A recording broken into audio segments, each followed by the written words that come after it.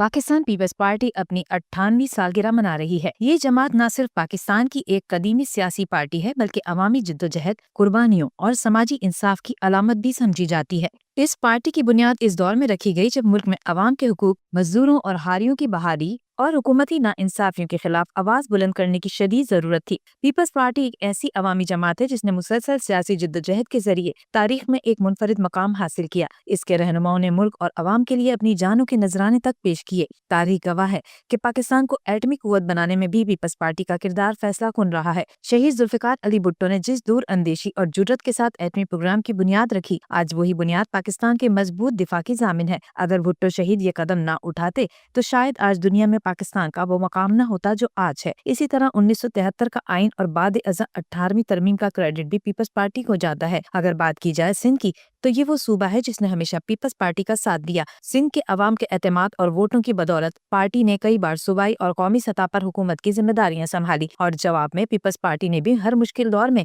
سندھ کے ساتھ کھڑی رہنے کا ثبوت دیا۔ اگر کبھی غلط فیصلے ہوئے بھی ہیں تو پارٹی قیادت نے وسعت قلبی کا مظاہرہ کرتے ہوئے وہ فیصلے واپس بھی لیے۔ لیکن جب وفاق میں پیپلز پارٹی برسر اقتدار نہیں رہی، سندھ کو ہمیشہ سوتیلی ماں جیسا سلوک سہنا پڑا۔ اس کا سب سے بڑا نقصان سندھ کے نوجوانوں کو اٹھانا پڑا، جنہیں تعلیم، روزگار، کھیل، سائنس اور فنون میں مناسب مواقع نہیں ملے۔ سندھ کے نوجوان بے پناہ صلاحیتوں کے مالک ہیں، لیکن ملکی اداروں میں مناسب پہچان نہ ملنے کے باعث بہت سے باصلاحیت نوجوان گمنامی کا شکار رہتے ہیں۔ اس صورتحال سے نہ صرف نوجوان مایوس ہوتے ہیں بلکہ ملک بھی ان کی صلاحیتوں سے فائدہ اٹھانے سے محروم رہ جاتا ہے۔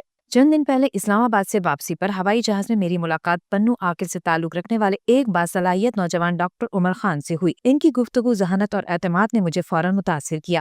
انہوں نے جناح سندھ میڈیکل یونیورسٹی سے MBBS کیا اور بعد ازاں لیاقت یونیورسٹی اسپتال حیدرآباد میں ریزیڈنٹ نیورو سرجن منتخب ہوئے، جو کسی بھی نوجوان ڈاکٹر کے لیے اعزاز کی بات ہے۔ ڈاکٹر عمر خان نے 2 اکتوبر 2025 کو Pakistan society of neuro surgery Sindh کے کوئز مقابلے میں اپنی ٹیم کے ساتھ پہلی پوزیشن حاصل کی، جہاں مقابلہ لیاقت نیشنل، جناح اسپتال، سول اسپتال کراچی، پیمز نواب شاہ اور گمز کیمبرج جیسی بڑی اسپتالوں سے تھا۔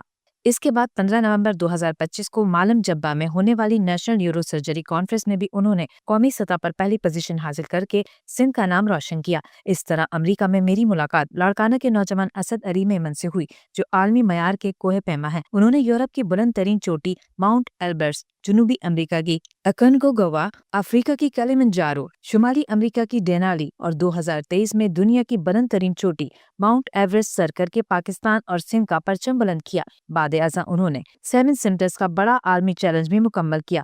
افسوس کہ ایسے نوجوان کو بھی اپنے ہی ملک میں وہ پہچان اور مواقع نہیں ملے جس کے وہ حقدار تھے۔ اسی طرح ایان میمن، جس سے میری کبھی ملاقات تو نہیں ہوئی مگر اس کی اسکائی ڈرائیونگ کی ویڈیو اکثر نظر سے گزرتی رہتی ہیں، ہزاروں فٹ بلندی سے سندھ کی اجرک لہراتے ہوئے چھلانگیں لگاتا ہے اور دنیا بھر میں سندھ کی پہچان کو فخر کے ساتھ اجاگر کر رہا ہے۔ وہ پیٹرول انجینئرنگ کا طالب علم ہے اور ایڈونچر اسپورٹس کا شوقین نوجوان ہے۔ اسی طرح کرکٹ کے میدان میں شاہ نواز دھانی اپنی صلاحیت کا لوہا منوا چکے ہیں، مگر صوبائی پس منظر کے باعث ان کی راہ میں رکاوٹیں کھڑی کی جاتی ہیں۔ لیاری، جو ماضی میں صرف جرائم کے حوالے سے پہچانا جاتا تھا، آج وہاں سے ابھرنے والی ایک بہادر بچی عالیہ سومرو کی وجہ سے دنیا بھر میں فخر محسوس کیا جا رہا ہے۔ ایک مزدور کی بیٹی کراچی کی مقامی یونیورسٹی میں BBA کی طالبہ پاکستان کی پہلی لڑکی ہے جس نے عالمی باکسنگ چیمپئن شپ کا ٹائٹل اپنے نام کیا۔ مئی 2025 میں بینکاک میں ہونے والی دی فائٹر ورلڈ باکسنگ مقابلے میں عالیہ نے صرف 45 سیکنڈ میں اپنے حریف کو ناک آؤٹ کر کے تاریخ رقم کی، مگر افسوس کہ اس کی صوبائی شناخت بھی رکاوٹ بن گئی۔ ان تمام مثالوں ڈاکٹر عمر خان، اسد علی میمن، ایان میمن،